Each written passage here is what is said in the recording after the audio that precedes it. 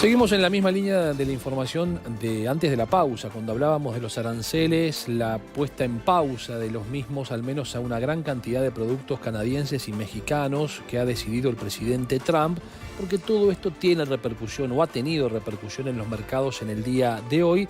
Así que vamos a comenzar a desarrollar cuál ha sido el resultante de las operaciones. Comencemos por la cotización del dólar en la República Argentina, que ha pasado en la rueda de este jueves en el mercado cambiario, donde no ha habido modificaciones en la cotización del dólar oficial, 1.084 pesos con 50, el dólar mayorista se deslizó un 0,02% en alza, 1.064,50, bajó el dólar libre un 0,8%, 1.215 pesos se vendió hoy en la plaza informal, el dólar MEP subió 1.240,14 fue su cotización del día, una suba del 0,8%. El contado con liquidación subió 0,5, 1.238,26. Y si no sube el dólar oficial, tampoco sube el dólar turista. 1.409 pesos con 85 centavos en un día donde el Banco Central de la República Argentina compró 167 millones de dólares, sus reservas brutas son de 28.180, como vemos en pantalla, y vamos a compartir también cuál es la tasa de política monetaria que establece el Banco Central. La nominal anual 29%, la efectiva anual 33,63%. También el Banco Central da a conocer a diario el índice UVA y el índice SER. Aquí lo vemos en pantalla.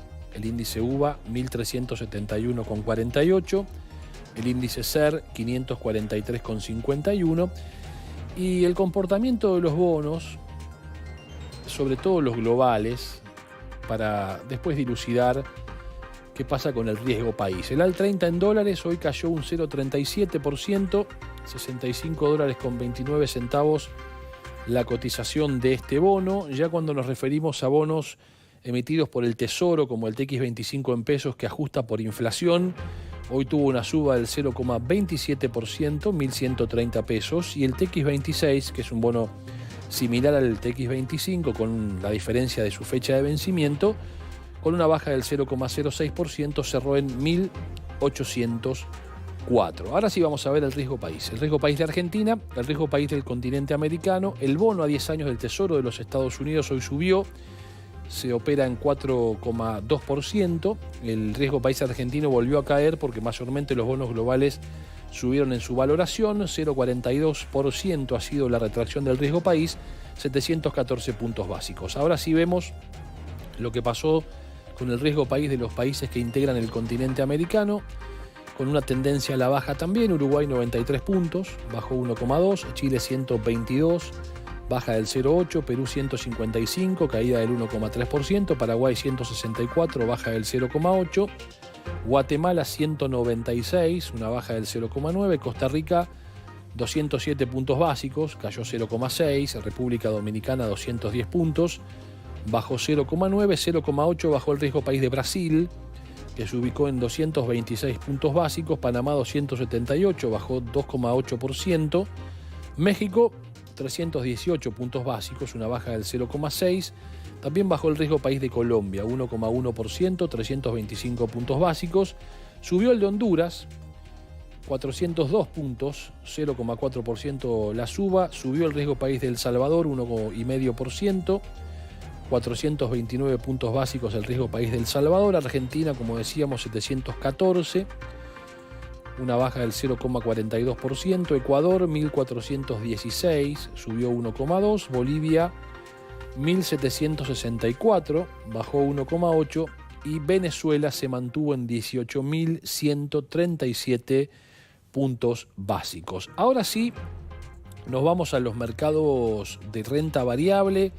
Las acciones, sobre todo en las acciones del continente americano, vamos a centrarnos en Wall Street, porque es allí donde se ha observado la repercusión de las medidas que va tomando el gobierno de los Estados Unidos en materia arancelaria, pero que por supuesto tienen derivaciones en el resto de las bolsas del mundo. Comencemos por América, Veamos qué pasó en la rueda de este día jueves en San Pablo, en Brasil, donde el Bovespa subió 0,4%. En México, el IPC hoy cayó 0,15%.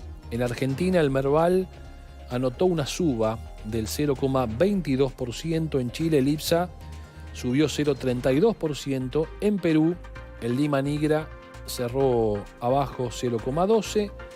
En Colombia, el índice Colcap subió 0,43%. Y en Venezuela cayó 1,89% el IBC de la capital, de Caracas. Ya en los Estados Unidos fue una mala rueda para Wall Street en líneas generales.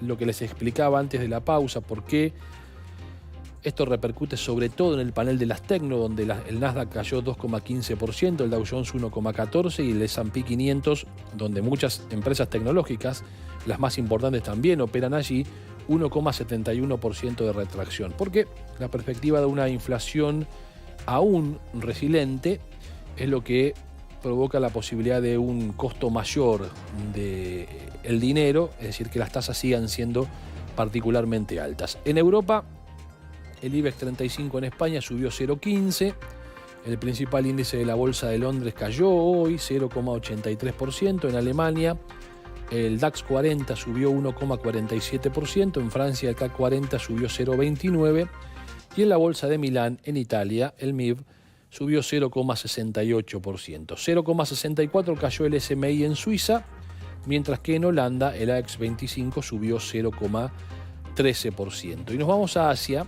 de Europa, para conocer cuál ha sido el comportamiento bursátil de la rueda de este jueves, ya iniciando las operaciones en Asia del viernes. El Nikkei 225 en Japón subió un 0,23%. Muy buena rueda para el Hansen de Hong Kong, que anotó una suba del 2,84%, mientras que en Corea del Sur el Kospi de Seúl subió 1,16%. Ya en China, el índice Shanghái subió 1,17% y el China A50, que es otro de los indicadores importantes de referencia para la bolsa asiática, subió 1,12%. Les decía recién que Wall Street hoy ha caído en líneas generales. No es lo que está pasando ahora, en este momento, en el pre-market. Probablemente lo que contábamos antes de la decisión de Trump de pausar aranceles, lo que está haciendo es renovar la posibilidad compradora, no vendedora de las acciones en Wall Street. Ha tenido, por supuesto, también repercusión en las empresas argentinas que operan en la Bolsa de Nueva York. Y vemos que el banco francés ha caído 1,4%, Central Puerto cayó 0,3%, Cresud y una retracción del 2,3%. Despegar subió un 0,4% sin cambios en las operaciones de Edenor, es decir, mantuvo su mismo valor bursátil, su capitalización bursátil.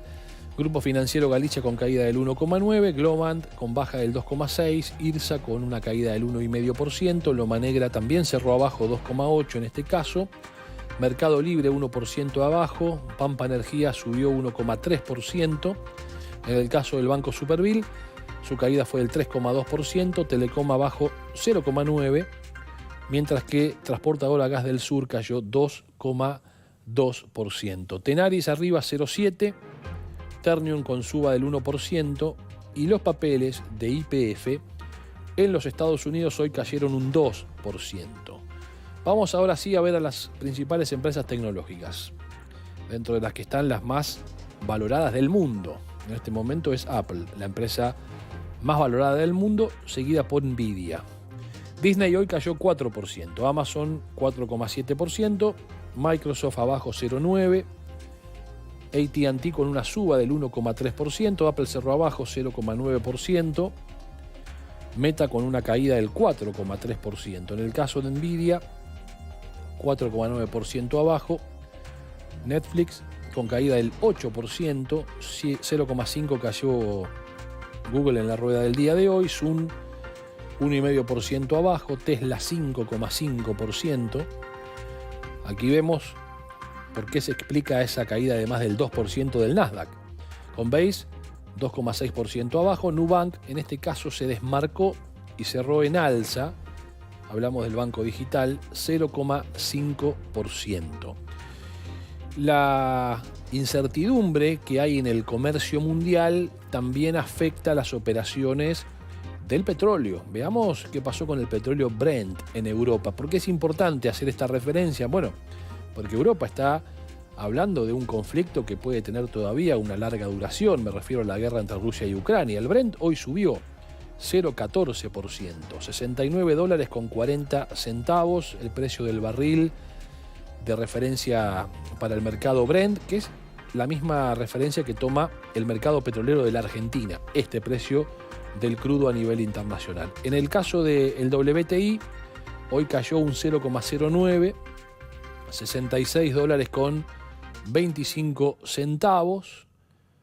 ¿Qué pasó con el oro? Ahora lo vamos a ver en pantalla, que venía subiendo, incluso con niveles cercanos a los $3.000. Hoy se retrajo un 0,25%, $2.918.80 la onza Troy, mientras que el Bitcoin, que registraba en las últimas horas niveles cercanos a los $90.000, se retrae, operando en $89.461 en las constantes operaciones que registran todas las criptomonedas.